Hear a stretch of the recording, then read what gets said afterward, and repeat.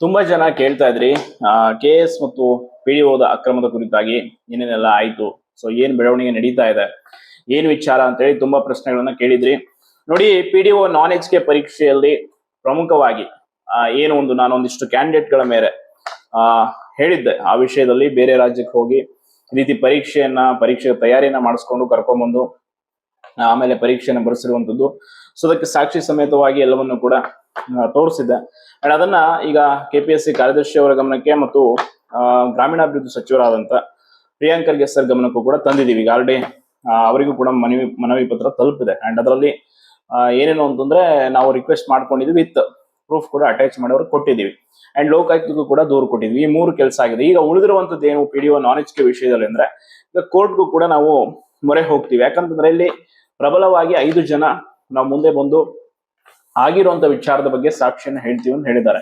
ನಾವು ಈ ಬಗ್ಗೆ ಪ್ರೆಸ್ ಮೀಟ್ ಕೂಡ ಮಾಡುವಂತ ಹಂತದಲ್ಲಿದ್ವಿ. ಬಟ್ ಪ್ರೆಸ್ ಮೀಟ್ ಯಾಕೋದು ಸಮಂಜಸ ಅನಿಸ್ತಿಲ್ಲ. ಕಾರಣ, ಈಗ ಲೋಕಾಯುಕ್ತ ದೂರನ್ನು ರಿವೀಲ್ ಮಾಡೋ ಹಾಗಿಲ್ಲ ಒಂದು. ಅಂಡ್ ಇಲ್ಲಿ ನಾವು ಕೋರ್ಟ್ ಹೋಗೋದಕ್ಕೆ ಮತ್ತದು ಸಮಸ್ಯೆ ಆಗ್ಬಾರ್ದು. ಅಂಡ್ ಇನ್ನೊಂದು KS ವಿಷಯದಲ್ಲೂ ಕೂಡ ತುಂಬಾ ಜನ ಕೇಳ್ತಾ ಇದ್ರು ಸುಪ್ರೀಂ ಕೋರ್ಟ್ ಹೋಗುವಂತ ವಿಷಯದಲ್ಲಿ. ನೋಡಿ, ಕಳೆದ ಒಂದು 10 ದಿನದಿಂದ ಕಂಪ್ಲೀಟ್ ಆಗಿ ಡಾಕ್ಯುಮೆಂಟ್ಸ್ ತೆಗೆಸೋದಾಗಿರುವಂತದ್ದು, ಏನೇನು ತಯಾರಿ ಇದೆ, ಸೊ ಅದೆಲ್ಲವನ್ನು ಕೂಡ ಪರಿಪೂರ್ಣವಾಗಿ ಮಾಡಿಕೊಂಡು ಎಲ್ಲವೂ ಆಗಿದೆ.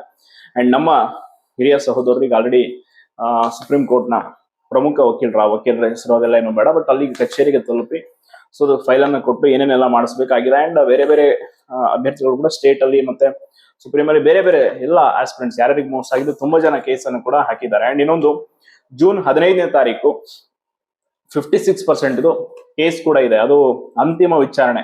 ಸೊ ಅವತ್ತಲ್ಲಿ ಏನ್ ಜಡ್ಜ್ಮೆಂಟ್ ಬರುತ್ತೆ, ಏನಾಗುತ್ತೆ ಅನ್ನೋದು ಕೂಡ ಕಾದು ನೋಡ್ಬೇಕು. ಇವ್ರೀಗ ಇಂಟರ್ವ್ಯೂ ಮುಗಿಸಿದ್ದಾರೆ, ನೆಕ್ಸ್ಟ್ ಸ್ಟೇ ವಿಕೆಟ್ ಮಾಡ್ಸಕ್ ಬರ್ತಾರೆ ಅಲ್ಲಿಗೆ. ಈಗ ಸ್ಟೇ ಇದೆ ಅಲ್ಲಿ 56 ಅಲ್ಲಿ KSಗೆ. ಸೊ ಅದನ್ನ ಮಾಡ್ಸಕ್ ಬರ್ತಾರೆ. ಯಾಕೆ ಅಂತಂದ್ರೆ ಬರ್ಲೇಬೇಕು, ಅವ್ರಿಗೆಲ್ಲ ಪರಿಹಾರ ಕೊಡಿಸ್ಬೇಕಲ್ಲ ಇವರು, ಅವರಿಂದ ಪಡ್ಕೊಂಡಂತ ದಕ್ಷಿಣೆಗೆ ಪ್ರತಿಫಲವಾಗಿ. ಸೊ ಅದನ್ನ ಮಾಡ್ತಾರೆ. ನೋಡಿ, ಎಷ್ಟು ನಾಚಿಕೆ ಬಿಟ್ಟಂತ ಜನಗಳಿದ್ದಾರೆ ಈ ವಿಷಯದಲ್ಲಿ ಅಂತಂದ್ರೆ, KS ವಿಷಯದಲ್ಲಿ ಎಸ್ಪೆಷಲಿ ನನಗನ್ಸಿದ್ದು ವೈಯಕ್ತಿಕವಾಗಿ ತುಂಬಾ ಅಸಹ್ಯ ಆಗ್ಬಿಡುತ್ತೆ ನನ್ನ ಬಗ್ಗೆ. ನನಗೆ ಅಲ್ಲ, ಲೋಕಾಯುಕ್ತಕ್ಕೆ ಕಂಪ್ಲೇಂಟ್ ಕೊಡೋದಕ್ಕೆ ಹೊರಟಾಗ ಒಂದು 30 ಜನ ಆಸ್ಪಿರೆಂಟ್ ಗಳು ಸಹಿ ಬೇಕಿತ್ತು. 30 ಜನ ಕೂಡ ಸಹಿ ಹಾಕೋಕ್ ರೆಡಿ ಇಲ್ಲ, ಒಂದು 5-6 ಜನ ಸಿಕ್ಕರಷ್ಟೇ. ಅಷ್ಟೊಂದು ಎದುರ್ತೀರಿ ಅಂತಂದ್ರೆ ಯಾಕೆ ಅಕ್ರಮದ ಬಗ್ಗೆ ಪ್ರಶ್ನೆ ಮಾಡ್ತೀರಾ ಹೇಳಿ. ಅಂಡ್ ಇನ್ನೊಂದು, ಒಂದು ಪ್ರೆಸ್ ಮೀಟ್ ಮಾಡೋಣ, ಜಿಲ್ಲಾವಾರು ಮಾಡೋಣ, ಅಥವಾ ಬೆಂಗಳೂರು ಪ್ರೆಸ್ ಕ್ಲಬ್ ಕೂಡ KS ಮತ್ತು PDO ಅಕ್ರಮದ ವಿಚಾರವಾಗಿ ಒಂದು ಪ್ರೆಸ್ ಮೀಟ್ ಮಾಡೋಣ ಇರುವಂತ ಎವಿಡೆನ್ಸಸ್ ಎಲ್ಲ ಇಟ್ಕೊಂಡು ಅಂತಂದ್ರೆ, ಅದಕ್ಕೂ ಕೂಡ ಬರೋದಕ್ಕೆ ನೀವು ಸಿದ್ಧರಿಲ್ಲ ಅಂತಂದ್ರೆ ಎಷ್ಟರ ಮಟ್ಟಿಗೆ ಬೇಡ ಸರ್, ನಮ್ ಫೇಸ್ ಎಲ್ಲ ಹೈಲೈಟ್ ಆಗುತ್ತೆ, ಅವ್ನು ನೋಟೆಡ್ ಆಗ್ತೀವಿ ಅಂತಂದ್ರೆ ಮತ್ತೆ ಯಾರು ಮಾಡ್ಬೇಕು? ನಿಮ್ಗಾಗಿರೋ ಅನ್ಯಾಯದ ವಿರುದ್ಧ ನೀವೇ ಹೋರಾಟ ಮಾಡಿದ್ರೆ ನಾವ್ ಮಾಡ್ಬೇಕಾ? ಈಗ ನಾವು ಮಾಡ್ತಾ ಇದೀವಿ ನಿಜ, ಓಕೆ, ಅದು ರೈಟ್ ಇದೆ, ಬಟ್ ನಿಮ್ಮ ಸಪೋರ್ಟ್ ಬೇಕಲ್ಲ. ಸೊ ಇಷ್ಟರ ಮಟ್ಟಿಗೆ ನಮ್ಮ ರಾಜ್ಯದ ಆಸ್ಪಿರೆಂಟ್ಸ್ ಗಳ ಪರಿಸ್ಥಿತಿ ಇದ್ರೆ ಹೆಂಗ್ ಹೇಳಿ ಅನ್ಯಾಯದ ವಿರುದ್ಧ ಹೋರಾಟ ಮಾಡೋದು? ನೀವು ಮಾಡಿದಕ್ಕೆ CTI ಆರ್ಡರ್ ಕಾಪಿ ಕೊಟ್ಟು ಕೂಡಿಸಿದ್ದಾರೆ. ಕೆಲವೊಂದು ಕಚೇರಿಗಳಿಗೆ ಹೋಗಿದ್ದೆ, ಕಮರ್ಷಿಯಲ್ ಟ್ಯಾಕ್ಸ್ ಡಿಪಾರ್ಟ್ಮೆಂಟ್ ಅಲ್ಲಿ, ನಂಗೆ ಪರಿಚಯ ಹತ್ರ. ಇವರೆಲ್ಲ ನಿಜವಾಗ್ಲೂ ಓದಿ ಪಾಸ್ ಆಗಿದಾರ ಅನ್ನೋ ಒಂದು ಡೌಟ್ ಬರುತ್ತೆ ಅಂತ ಹೇಳ್ತಾ ಇದಾರೆ ಅಲ್ಲಿನ ಕಿರಿಯ ಅಧಿಕಾರಿಗಳು. ಅಂದ್ರೆ ಯಾವ ಲೆವೆಲ್ಗೆ ಅವರು ಹಣ ಕೊಟ್ಟವ್ರನ್ನ ಕರ್ಕೊಂಡ್ಬಂದು ಕೂರಿಸಿದಾರೆ, ಏನ್ ಕೆಲಸ ಮಾಡ್ತಾರೆ ಹೇಳಿ ಅವರು? ನಾಳೆ ಇದೇ PDOಗಳು 56-60 ಜನ ನಾವೇನ್ ಲಿಸ್ಟ್ ಮಾಡಿದ್ವಿ, ಅವ್ರು ನಾಳೆ ಹೋಗಿ ಪಂಚಾಯತ್ಗಳಲ್ಲಿ ಏನ್ ಅಭಿವೃದ್ಧಿ ಕೆಲಸ ಮಾಡ್ತಾರೆ? ತಮ್ಮ ವೈಯಕ್ತಿಕ ಅಭಿವೃದ್ಧಿ ಮಾಡ್ಕೊಂಡು ಹೋಗ್ತಾರೆ. KS ಅಲ್ಲೂ ಕೂಡ ಅದೇ ಕತೆ. ಸೊ ಅದಕ್ಕೆ ನೋಡಿ, ಒಂದು ವಿಷಯ ಹೇಳ್ತೀನಿ, ನಿಮ್ಮೆಲ್ಲರ ಬೆಂಬಲ ಇಲ್ಲದೆ ಹೊರತು ಯಾವ್ದು ಏನು ಮಾಡಕ್ಕಾಗಲ್ಲ. ಎಷ್ಟೇ ಸಾಕ್ಷಿ ಇರ್ಬೋದು, ಏನಿರ್ಬೋದು, ಏಕಾಂಗಿಯಾಗಿ ಹೋರಾಟಕ್ಕಿಂತ ಒಂದು ಸಂಘಟಿತ ಹೋರಾಟ ತುಂಬಾ ಇಂಪಾರ್ಟೆಂಟ್. ಎಲ್ರು ಕೂಡ ಅದ್ರ ಬಗ್ಗೆ ಅದೇನಾಗತ್ತೆ ಬಿಡಿ, ಮುಗಿದೋಯ್ತೀನಿ ಇಂಟರ್ವ್ಯೂ ಮಾಡುದು ಅಂತ ಈ ರೀತಿ ಮಾತಾಡಿದ್ರೆ ಹೆಂಗೆ ಹೋರಾಟ ಮಾಡೋರಿಗೆ ಮನ್ಸು ಬರುತ್ತೆ ಹೇಳಿ? ಖಂಡಿತವಾಗಿ. ಆದ್ರೂ ನಾನು ಇದನ್ನ ವಿಷಯವನ್ನು ಬಿಡಲ್ಲ. ಬಟ್ ಇದ್ರ ಬಗ್ಗೆ ಇರುವಂತ ಸ್ಥಿತಿ ಹಿಂಗಿದೆ. ಮಧ್ಯ ಮಧ್ಯ ಬಂದವರೆಲ್ಲ ತಮ್ಗೆ ಏನೇನ್ ಲಾಭ ಆಗುತ್ತೆ ಆ ಲಾಭ ತಗೊಂಡು ಹೊರಟು ಬಿಟ್ರು. ಮತ್ತೆ ಇನ್ನೆಲ್ಲಿ ನ್ಯಾಯ ಸಿಗುತ್ತೆ? ಇನ್ ಕೋರ್ಟ್ ಕೇಸಲ್ಲಿ ಹೆಂಗ್ ಡೈವರ್ಟ್ ಮಾಡ್ಬೇಕು ಹಂಗ್ ಡೈವರ್ಟ್ ಕೂಡ ಮಾಡೇ ಆಯ್ತು. ಎಲ್ರು ರೀ ಎಕ್ಸಾಮ್ ಅಂತ ಕೋರ್ಟ್ ಹೋಗಿದ್ದು, ಬಟ್ ಅಲ್ಲಿ ಮೀನ್ಸ್ ಅಲೋ ಮಾಡಿಸ್ಬಿಟ್ಟು ಕೇಸ್ ಅನ್ನೇ ಆಫ್ ಮಾಡಿಸಿದ್ರು. ಸುಪ್ರೀಂ ಕೋರ್ಟ್ಗಂತೂ ಆ ಸಮಯದಲ್ಲಿ ಹೋಗೋಕೆ ಆಗ್ಲಿಲ್ಲ. ಇವತ್ತಿಗೂ ಕ್ಯಾಟ್ ಅಲ್ಲಿ ಒಂದು ಕನ್ನಡ ಮೀಡಿಯಂ ಕೇಸ್ ಹಂಗೆ ಇದೆ, ಯಾರು ಅಟೆಂಡ್ ಮಾಡೋರು ಇಲ್ಲ, ಕೇಸ್ ಮುನ್ನಡೆಸೋರು ಇಲ್ಲ. ಹಿಂಗ್ ಬಂದ್ ನಿಂತಿದೆ ಪರಿಸ್ಥಿತಿ ಅಂತಂದ್ರೆ ಎಷ್ಟರ ಮಟ್ಟಿಗೆ ವ್ಯವಸ್ಥೆ ಬಲಿಷ್ಠವಾಗಿ ನಿಂತಿದೆ ಅಂತ. ಮಾಧ್ಯಮಗಳಿಗೆ ಲೋಕಾಯುಕ್ತ ದೂರನ್ನ ಕಳಿಸಿ ಸತತ 1 ವಾರ ಆಯ್ತು ಅದರ ಬಗ್ಗೆ ಸುದ್ದಿ ಮಾಡಿ ಹಿಂಗಿದೆ ಅಂತಂದ್ರೆ ಮಾತಾಡೋಕೆ ರೆಡಿ ಇಲ್ಲ. ಪತ್ರಿಕೆಗಳಂತೂ ಬಿಡಿ, ಅದ್ರ ಬಗ್ಗೆ ಹೇಳಂಗಿಲ್ಲ. ಇಂಥ ಪರಿಸ್ಥಿತಿ ಯಾಕೆ ಬಂತು? ಅಂಡ್ KS ವಿಷಯ ಅಂದ ತಕ್ಷಣ ಅದನ್ನ ಪಬ್ಲಿಕ್ ಅದನ್ನ ಪ್ರಸಾರ ಮಾಡೋದಕ್ಕೆ ಹಿಂದೇಟ್ ಹಾಕ್ತಾ ಇರೋದು ಯಾಕೆ? ಒಟ್ಟಾರೆಯಾಗಿ ನಮ್ಮ ವ್ಯವಸ್ಥೆ ವಿರುದ್ಧವಾಗಿ, ಈ ಅನ್ಯಾಯದ ಅಕ್ರಮದ ವಿರುದ್ಧವಾಗಿ ಹೋರಾಟ ಮಾಡುವಂತವ್ರು, ಸತ್ಯದ ಪರ ಪ್ರಾಮಾಣಿಕವಾಗಿ ನಿಲ್ತೀವಿ ಅನ್ನೋರು ಕೊನೆಗೆ ಏಕಾಂಗಿತನವನ್ನ ಅನುಭವಿಸಲೇಬೇಕಾಗುತ್ತೆ. ಈಗ ಹಂಗಿದೆ ವ್ಯವಸ್ಥೆ. ಎಷ್ಟೋ ಜನಕ್ಕೆ ಈಗ ನೋಡಿ ನೇಮಕಾತಿ ವಿಷಯ ಮುನ್ನೆಲೆಗೆ ಬಂದ ತಕ್ಷಣ ಆ ಅಕ್ರಮದ ವಿಷಯವನ್ನ ಕೈ ಬಿಟ್ಬಿಟ್ರು ಅಲ್ಲಿಗೆ. ಸಾಕಿ ನಮ್ಗೆ ಯಾಕೆ, ನಮ್ಗೆ ರಿಕ್ರೂಟ್ಮೆಂಟ್ ಆಗುತ್ತೆ. ಇನ್ನೊಂದು ವಿಷಯ, ಮೊನ್ನೆ ಪತ್ರಿಕೆಯಲ್ಲಿ ಹೊಸ KS ನೋಟಿಫಿಕೇಶನ್ ಅಂದ ತಕ್ಷಣ ಎಷ್ಟೋ ಜನ ಆಕ್ಟಿವ್ ಆಗ್ಬಿಟ್ಟಿದ್ದಾರೆ ಆಲ್ರೆಡಿ. ಸಾಕಿನ ಹೊಸ ನೋಟಿಫಿಕೇಶನ್ ಬರುತ್ತೆ ನಮ್ಗೆ, ಅದರಲ್ಲಿ ಏಜ್ ರಿಲ್ಯಾಕ್ಸೇಷನ್ ಕೊಡಿಸ್ಬಿಡಿ, ನಮ್ಗೆ ಅದಕ್ಕೊಂದು ಅವಕಾಶ ಕೊಡಿಸ್ಬಿಡಿ ಬರ್ದವ್ರಿಗೆ ಸಾಕು ನಮ್ಗೆ ಅನ್ನೋದಾದ್ರೆ ಯಾಕೆ ಅನ್ಯಾಯದ ವಿರುದ್ಧ ಧ್ವನಿ ಎತ್ತದ ಹೇಳಿ. ಈ ನಮ್ಮ ಪರಿಸ್ಥಿತಿಯನ್ನ ನೋಡ್ಕೊಂಡೆ ಅವ್ರಲ್ಲಿ ಕುತ್ಕೊಂಡು ನಂಗೆ ಆಟ ಆಡ್ತಾ ಇರೋದು.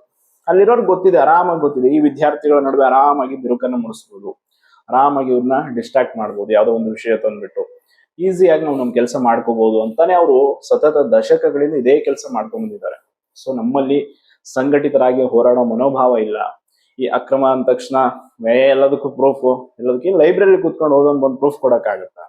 ಏನ್ ಅವ್ನ ಮುಂದೆ ಬಂದು ಕೂತ್ಕೊಂಡು ಅಕ್ರಮ ಮಾಡ್ತಾರೆ ಅವರು. ಆಯ್ತಪ್ಪ, ನಿಮ್ ಮುಂದೆ ಕೂರ್ಸ್ಕೊಂಡು ಇಷ್ಟು ಜನಕ್ಕೆ ಹಣ ಕೊಡ್ತಾ ಇದೀವಿ, ಇಷ್ಟು ಜನಕ್ಕೆ OMR ಇದ್ ಮಾಡ್ಬಿಟ್ಟು ಮಾರ್ಕ್ಸ್ ಹಾಕ್ತಿವಿ ಹೇಳ್ತಾರ. ತನಿಖೆ ಆಗ್ಲಿ ಅಂತ ಹೋರಾಟ ಮಾಡ್ಬೇಕು. ನೋಡಿ, ನೀಟ್ ಪೇಪರ್ ಲೀಕ್ ವಿರುದ್ಧ ಹೆಂಗೆ ಸಂಘಟಿತರಾಗಿ ಹೋರಾಟ ಮಾಡಿದ್ರು, ಅವರೆಲ್ಲ ಹೋರಾಟ ಮಾಡ್ತಿದ್ದಾರೆ. ಸೊ ನಮ್ಮಲ್ಲಿ ಯಾಕೆ ಆ ಮನೋಭಾವ ಇಲ್ಲ ಅನ್ನೋದು ಗೊತ್ತಾಗ್ತಾ ಇಲ್ಲ. ನೋಡಿ, ಇವತ್ತು ಯಾವುದೇ ಅಕ್ರಮ ವಿರುದ್ಧ ನಾವು ಮೌನವಾಗ್ತಾ ಹೋದಷ್ಟು ಮುಂದೆ ಇನ್ನು ಏನೇ ನಡೆದ್ರು ಕೂಡ ಪ್ರಶ್ನೆ ಮಾಡೋ ಅರ್ಹತೆನೇ ನಮ್ಗಿರಲ್ಲ. ಸೊ ಇದೇ ಒಂದು ಕಾರಣವನ್ನೇ, ಇದೇ ನಮ್ಮಲ್ಲಿರುವಂತ ನ್ಯೂನ್ಯತೆಯನ್ನೇ ಬಳಸ್ಕೊಂಡು ಅವ್ರು ಹಂಗ್ ಮಾಡ್ತಾ ಇರ್ತಾರೆ. ಎಷ್ಟೋ ಜನ ಬ್ರೋಕರ್ಸ್ ನಗ್ತಾ ಇದ್ರು ಅಂತ ಕೂತ್ಕೊಂಡು ಎಲ್ಲ ಕೇಳ್ದೆ. ಏನ್ ಮಾಡ್ತಾರೆ, ಯಾರೋ ಒಬ್ರು ಇಬ್ರು ಏನೋ ಹೋರಾಟ ಮಾಡಿದ್ರೆ ಏನಾಗುತ್ತೆ, ಕೋರ್ಟ್ಗೆ ಹೋಗ್ತಾರೆ, ಕೋರ್ಟಲ್ಲಿ ನಮ್ಗೆ ಹೆಂಗ್ ಬೇಕೋ ಹಂಗ್ ಮಾಡ್ಕೊಳ್ತೀವಿ ಅನ್ನೋ ಧೈರ್ಯ, ಕಾನ್ಫಿಡೆನ್ಸ್ ಅವ್ರಿಗಿದೆ ಅಂದ್ರೆ ಹೆಂಗಿದೆ ನೋಡಿ ವ್ಯವಸ್ಥೆ.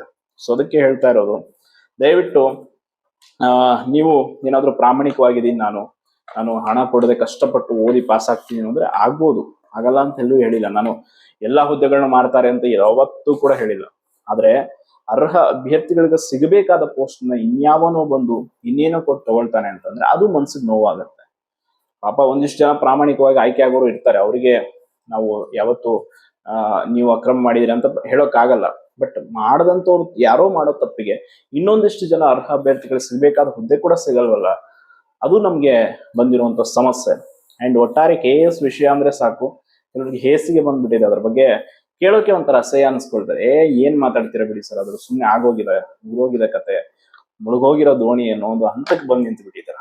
ಸೊ ದಯವಿಟ್ಟು ಹಂಗಲ್ಲ, ಅದು ಇನ್ನು ಬಹಳಷ್ಟು ಅವಕಾಶ ಇದೆ, ಇನ್ನು ಲಿಸ್ಟ್ ಬಿಟ್ಟಿಲ್ಲ, ಇನ್ನು ಬಹಳಷ್ಟು ಅವಕಾಶ. ಹೋರಾಡೋಣ ಕೊನೆಯವರೆಗೂ, ಏನಾಗುತ್ತೋ ಫೈನಲ್ ರೀಚ್ ಆಗೋವರೆಗೂ ಪ್ರಯತ್ನ ಅಂತೂ ಮಾಡ್ತೀನಿ.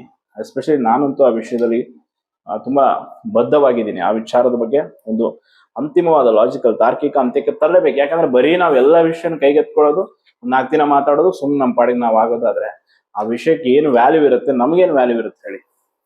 ಬರೀ KS ಅಕ್ರಮ ಆಯ್ತಾ, 4 ದಿನ ಮಾತಾಡೋದು, ಸುದ್ದಿ ಆಯ್ತಾ, ಸುಮ್ನಾದ್ವಾ? ಯಾಕೆ ಸುಮ್ನಾದ್ವಿ? ಆ ಪ್ರಶ್ನೆಗೆ ಯಾರ ಹತ್ರನೂ ಉತ್ತರ ಇಲ್ಲ. ಎಷ್ಟೋ ಜನ ಬರೀ ಸುಮ್ನೆ ಏನೋ ಒಂದ್ ಮಾಡ್ತಾರೆ, ಏನೋ ವ್ಯೂಸ್ಗೋಸ್ಕರ ಲಕ್ಷ ಕಂಟೆಂಟ್ ಇದೆ, ಬೇರೆ ಏನೇನೆಲ್ಲ ಮಾಡ್ಬೋದು. ಬಟ್ ನೈಜವಾದಂತ ಸಮಸ್ಯೆಗಳ ಬಗ್ಗೆ ಮಾತಾಡೋರಿಗೆ ಬೆಲೆ ಕೊಡೋರಿಲ್ಲ, ಬೆಂಬಲ ಕೊಡೋರಿಲ್ಲ ಅಂದ್ರೆ ಏನು ಮಾಡಕ್ಕಾಗಲ್ಲ. ಆದ್ರೂ ಹೋರಾಟ ನಿರಂತರವಾಗಿ ಸಾಗುತ್ತೆ. ಧನ್ಯವಾದಗಳು.